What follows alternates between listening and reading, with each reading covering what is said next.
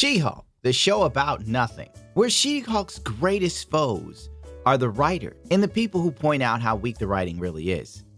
Trying to make She-Hulk funny is a Herculean effort, especially when Mama Susan is watching me like a hawk, waiting for one slip up.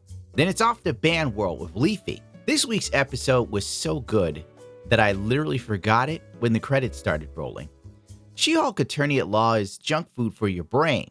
It has no substance, no nutritional value, and you walk away feeling ashamed of yourself for what you just consumed. Maybe the funniest aspect of She-Hulk is that the staff is mostly women, and they have failed to deliver a good show when compared to other female writers in, say, I don't know, Japan?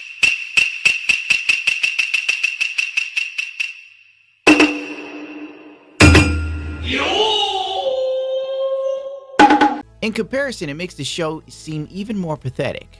Hiromu Arakawa, did I say it right? Arakawa? My Japanese pronunciation has a very thick English accent, my friend Goki tells me. As some of you weebs already know, she wrote and drew Full Metal Alchemist, one of the greatest mangas of all time. The art alone is just masterful, and its philosophical views on existence alter or make you reevaluate your own worldview, with story moments and characters that stay with you for prolonged periods, if not years, because they're memorable, not to mention some banger tunes.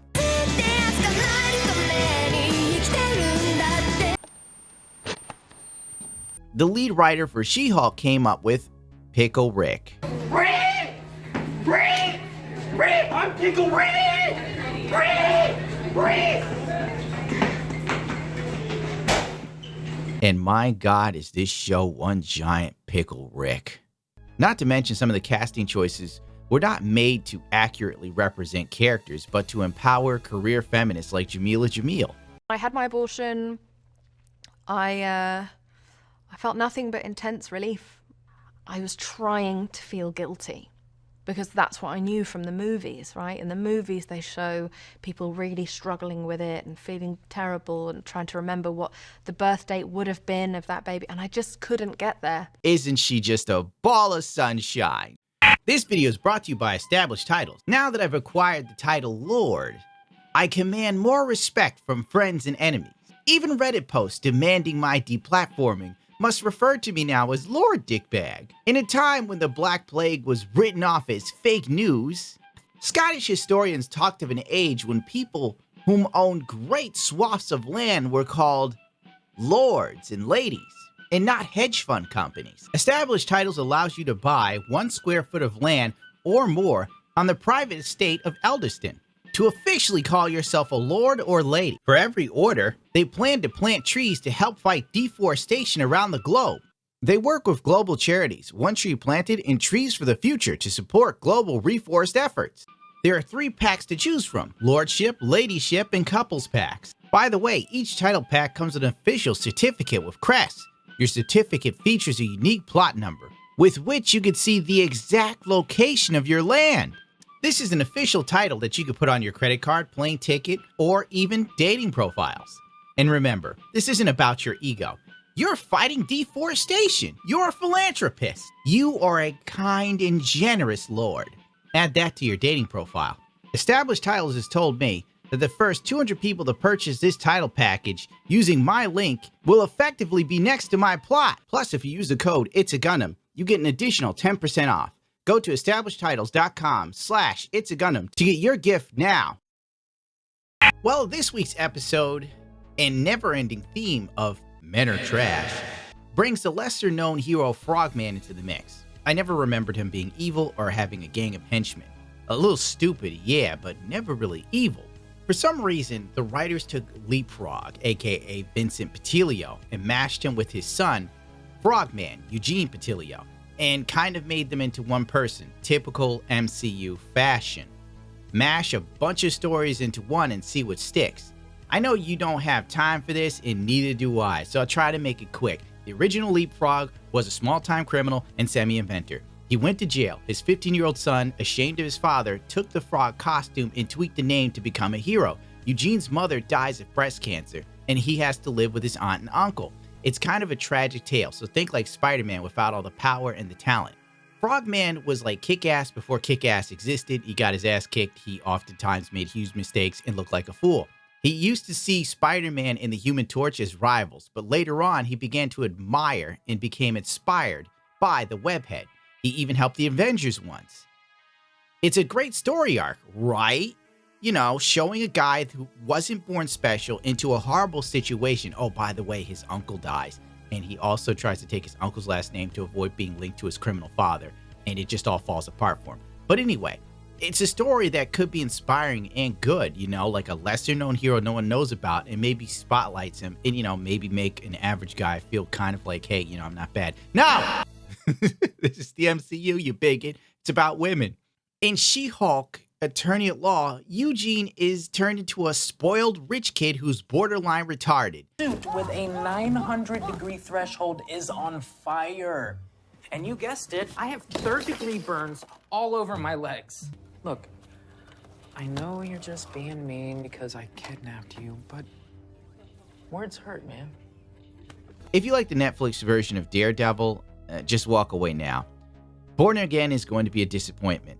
Disney trying to copy the gritty fight scenes Netflix pulled off is nothing short of sad and laughable. It also removes all the badass energy from the Devil of Hell's Kitchen. Of course, Daredevil is now lighthearted, happy, and campy.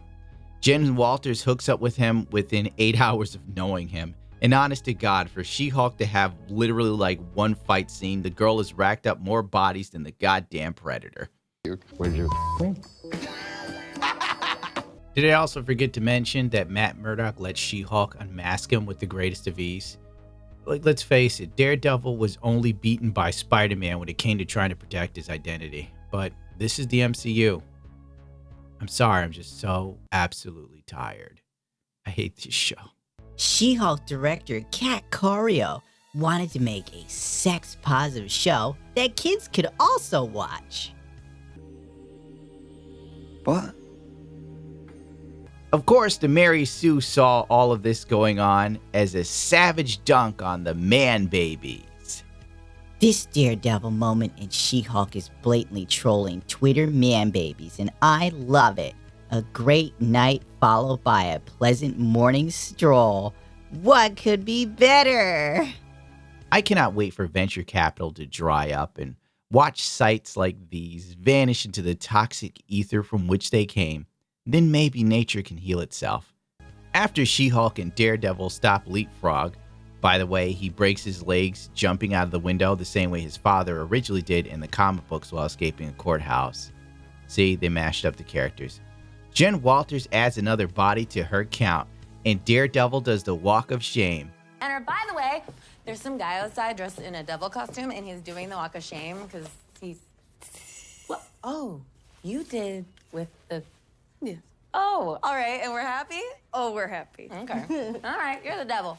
Some of this episode wasn't terrible, but there was so many moments added into it to be funny or obviously antagonistic to the fan base. Just made it bad. They really need to give up on this fourth wall breaks too. The actors just can't pull them off. I find myself at times saying out loud, please Jen, don't talk to me. Seriously, what is this scene? This episode already came to a very satisfying conclusion. Trust me. To pig! To pig! Or he didn't. Or he did! The show ends on the Female Lawyer of the Year awards. Everything about She-Hulk lives on being petty, and few things are more petty than a jaded woman. Female lawyer. So special and empowering. I love it. Twice the work, half the recognition, and you're constantly being asked what it's like being a female lawyer. Yeah. TV channel now, for sake. What? She-Hulk. I put it on once and the plants left the room. The She-Hulk prop department decided to model the members of Intelligencia's masks after Doomcock. I was on Twitter seeing Doomcock trending, and I thought to myself, oh, Kathleen Kennedy finally had him killed, huh? I knew it was coming. Little did I know that She-Hulk pulled the boner move of the century. They even made one of the members balding because libs think losing your hair is a slam dunk owned on the chuds. But every male feminist I've ever seen in my life looks like Daniel Kibblesmith. Basically, the episode ends how you'd imagine it to.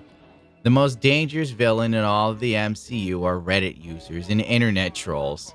Even the Batman turned the Riddler into an internet-obsessed incel-like character. Maybe Hollywood fears and hates anything male that disagrees with them, and assumes they are all sexless men that hate women, and they dress poorly and wear raincoats even on a sunny day. They also don't know how to speak to women, and they are all under 6 feet tall. Ew! Because no woman could possibly hate this show. It's empowering. To the bank accounts of everyone working on the show, yes, but to the rest of us, oof. She-Hulk as a character, instead of fighting supervillains and doing amazing or cool things or even being relatable, at least in this sense, just sort of goes out, meets dudes and bangs them because she thinks they're cute. She has no real nemesis or supervillains other than a bargain bin Paris Hilton. And her greatest foe are internet trolls and unattractive men. Marvel Phase 4 is coming to a shitty end. Welcome to the multiverse.